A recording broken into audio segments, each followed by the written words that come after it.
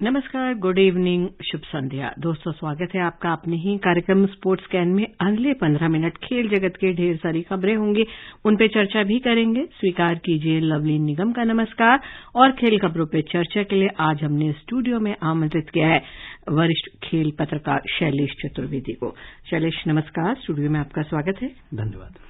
तो पुरुष singles final Wimbledon tennis का चल रहा है, सेमीफाइनल चल रहा है और यहाँ देखा जाए जोकोविच ने पहले 2 सेट तो बड़े आराम से जीत लिए थे, लेकिन तीसरे में स्ट्रगल कर रहे हैं, तो लगता है लंबा खींचेगा अब ये मैच। जोकोविच का कोई मैच अगर 3 सेट में खत्म हो जाए तो बहुत ताज्जुब की बात होती है। हालांकि उन्होंने जिस तरह की शुरुआत की, ये माना जाता है कि जोकोविच तो फर्स्ट सेट तो वार्म अप कर रहे होते हैं, तो फर्स्ट सेट बहुत आराम से सामने वाला जीत सकता है, उसके बाद वो खेलना शुरू करते हैं। लेकिन यहाँ फर्क यह है कि पहले 2 सेट उन्होंने आराम से जीत लिया और संभव है कि तीसरे 3 सेट में मैच खत्म हो जाए, अभी भी चांस है। और मतलब ठीक है, सर्विस एक ब्रेक करने की जरूरत है 7-5 जीतने के लिए, या फिर टाई ब्रेक में जीतने की जरूरत है। लेकिन जोकोविच नॉर्मली 3 सेट में कोई मैच जीतते हैं, खासतौर पे इस लेवल पे आके, तो थोड़ा ताज्जुब होता है क्योंकि उनको लंबे मैच खेलने की आदत। तो लेट्स होप कि ये जो है 3 सेटर रहे। तमाम खबरों पे चर्चा करेंगे। पहले सुर्खियां। थाईलैंड में 25वीं एशियन एथलेटिक्स चैंपियनशिप के तीसरे दिन भारतीय एथलीटों ने 2 स्वर्ण सहित 3 पदक हासिल किए। भारत और वेस्टइंडीज के बीच डोमिनिका में पहला क्रिकेट टेस्ट मैच जारी। विंबलडन टेनिस टूर्नामेंट के पुरुष सिंगल्स के सेमीफाइनल में दूसरी वरीयता प्राप्त सर्बिया के नोवाक जोकोविच और 8वीं वरीयता प्राप्त इटली के यानिक सिनर के बीच मुकाबला हो रहा है। और पीवी सिंधु और लक्ष्य Sen US open BWF super badminton 300 tournament के क्वार्टर फाइनल में पहुंच गए हैं।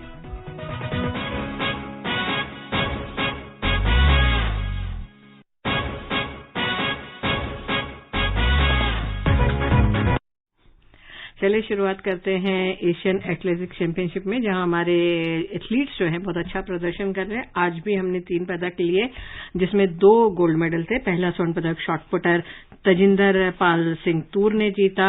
20.23 मीटर थ्रो फेंककर वो पहले स्थान पर रहे। 3000 metre steeplechase Parul Chaudhary ने इसमें गोल्ड मेडल जीता है। शैली सिंह ने लॉन्ग जंप में 6.54 मीटर के छलांग लगाकर रजत पदक जीता। इस स्पर्धा का स्वर्ण मिला जापान की शुमेरी हाटा को।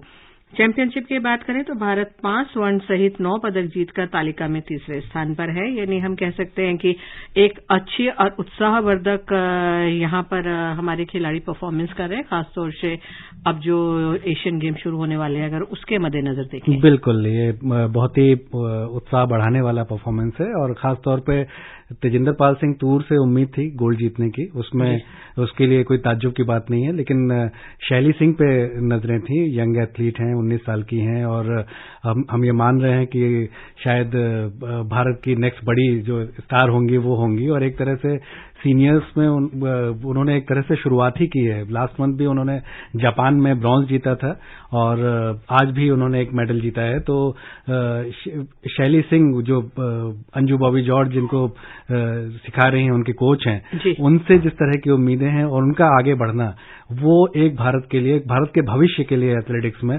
बहुत ही अच्छा एक शुभ संकेत है। उसके अलावा भी देखा जाए तो भारतीय टीम, भारतीय एथलीटों ने अच्छा परफॉर्म किया है। तेजस्विन शंकर ने कल बहुत अच्छा परफॉर्म किया। ज्योति ने जो बारिश के बाद गीले ट्रैक पे जिस तरह का परफॉर्म किया, और तेजिंदर पाल सिंह तूर ने भी, वो पूरी तरह फिट नहीं है, उसके बाद भी उन्होंने अच्छा परफॉर्म किया, गोल्ड जीता। तो उस लिहाज से देखा जाए तो एशियन गेम्स से पहले हम जिस तरह का चाहते हैं कि आपकी टीम जिस तरह तैयार हो, लगभग वैसा नजारा दिखाई दे रहा है। जो आगे चल के जो सिर्फ 2 महीने दूर है एशियन गेम्स, उसमें भारत को काफी एथलेटिक्स में उम्मीद करेंगे कि अच्छा वो आए।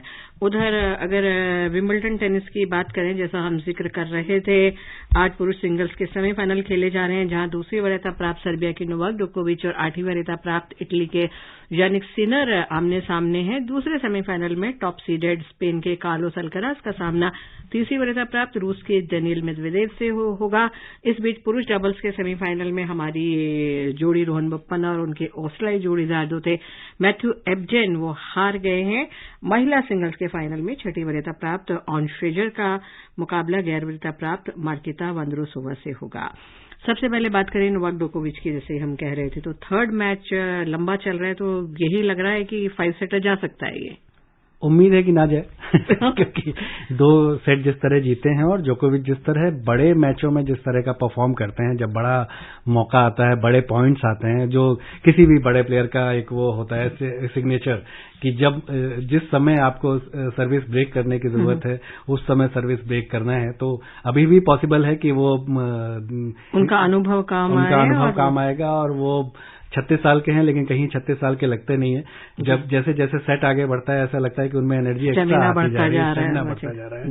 तो होपफुली 5 सेट में ना जाए, क्योंकि हमें अल्कराज और जोकोविच जो उम्मीद की जा रही है कि ये विंबलडन का फाइनल इन दोनों के बीच होगा, वो एक बेस्ट बिल्कुल फ्रेश दोनों खिलाड़ी हों, वो ज्यादा तो हम लोगों का जो स्पोर्ट्स प्रेमी है, खेल प्रेमी है, उनका संडे पर बहुत अच्छा बचा रहेगा। लेकिन यानी जो दूसरा सेमीफाइनल अल्काराज और तीसरी वरीयता प्राप्त डेनिल मेदवेदेव के बीच होगा, तो उसमें अल्काराज का पलड़ा भारी लगा है। जाहिर है अल्कराज इस समय जो नई लौट आई है उसमें सबसे एक्साइटिंग टैलेंट है।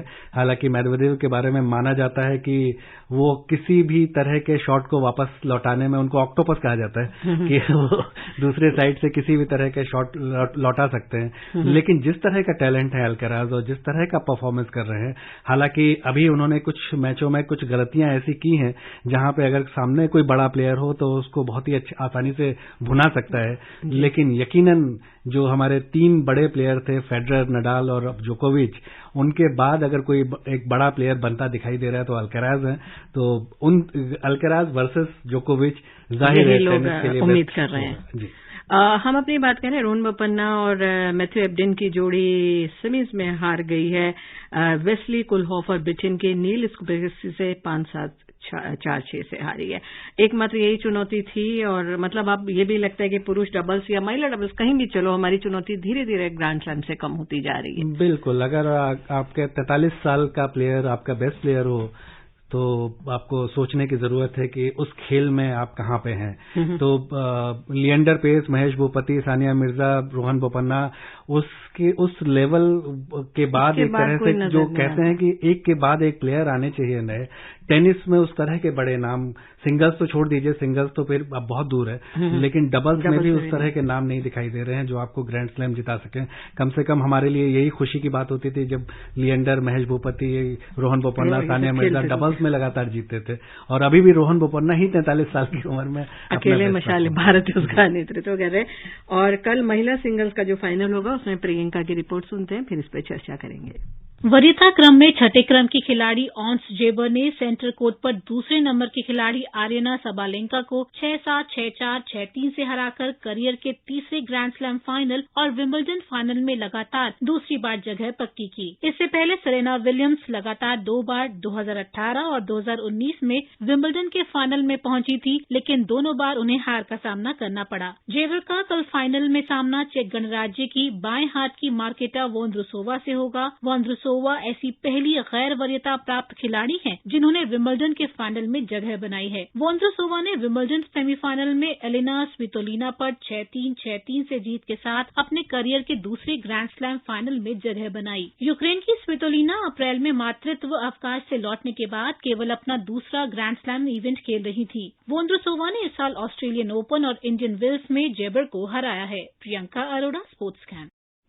पहली बात तो देखा जाए ग्रैंड स्लैम में विंबलडन की अगर हम बात करें, नई खिलाड़ी, महिलाएं बहुत नई खिलाड़ी आ गई हैं और अब बहुत टैलेंट इनमें दिख रहा है। बहुत टैलेंट दिख रहा है, लेकिन उस तरह की कंसिस्टेंसी कहीं मिसिंग है जो हम एक कोई ग्रैंड स्लैम शुरू होने से पहले अगर हम सेमीफाइनल सोचें तो ये 6 नाम तय हैं, उनमें से 4 तो पहुंचेंगे।